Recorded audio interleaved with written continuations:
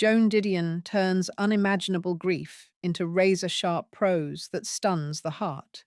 You cannot finish unchanged. The night everything shattered.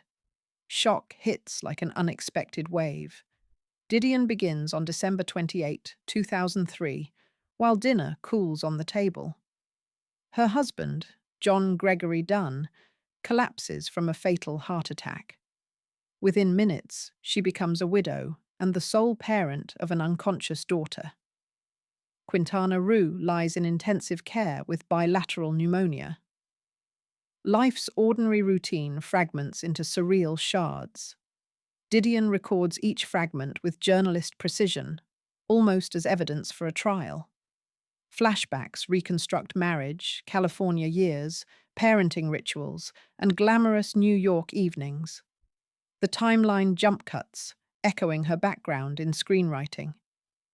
Readers sense her mind racing to keep causality intact. That frantic structure delivers the first visceral proof of raw grief. She refuses melodrama, insisting instead on clinical detail and official documents. Little digressions about autopsy logistics or hospital jargon sharpen the realism. Pages flicker between coroner statements and memories of John slicing onions for spaghetti.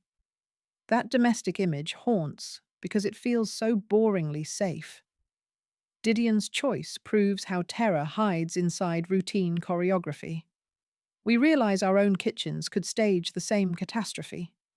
The ordinary instant becomes collective, not just personal. Prose that cuts and protects language becomes both scalpel and shield. Didion's sentences stay short, cool, almost icy, yet emotion seeps through every pause. She repeats key phrases as though performing CPR on memory. The ordinary instant recurs, mocking the myth that tragedy gives warning. Rhythms mimic rumination, circling facts until the heart accepts their weight. Quotations from medical literature interrupt narrative, showing her grasping expert language to tame chaos. The tone stays intimate, never confessional. She trusts intelligence over sentimentality. Readers feel invited into the study, not the therapist's office.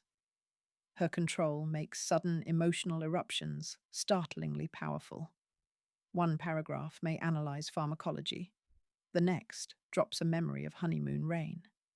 This high contrast earns the prose its famously hypnotic cadence. Reading aloud feels like walking across cracking ice, yet you press forward. You hear echoes of Hemingway, yet the cadence remains unmistakably Californian. Desert light, Pacific fog, and Manhattan sirens appear in crisp cinematic fragments. Those environmental details ground abstract grief in sensory reality. By the final page, syntax itself feels like a life raft. From personal mourning to collective mirror, her private sorrow exposes universal vulnerabilities. Didion dissects magical thinking, the brain's reflexive bargain to reverse death. She keeps John's shoes, believing he may need them again. Every listener recognizes similar irrational rituals after loss. The book thus comforts by legitimizing madness rather than denying it. Medical crises aside, the narrative warns how suddenly any life can rupture. Parents, partners, friends, even colleagues vanish within a single cough or misstep. Didion shows that intellectual achievement offers no talisman against that randomness. Yet she also models an ethics of attention, recording facts so pain gains context. Readers feel empowered to catalogue their own stories before memory erodes them. That gift outlives the book's sorrow. Clarity becomes an act of love toward the person lost and the self surviving. She never preaches coping strategies.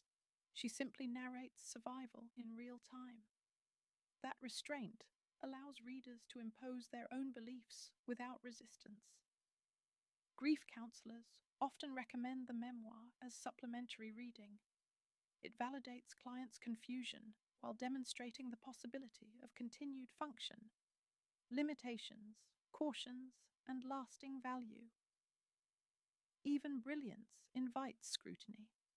Some readers find the medical minutiae distracting or emotionally distancing. Those seeking linear narrative may struggle with her associative leaps. The book also ends abruptly, mirroring life, yet leaving secondary themes unresolved. Still, shortcomings feel honest, reflecting reality's unfinished edges. Listeners sensitive to discussions of death should prepare a supportive environment before watching.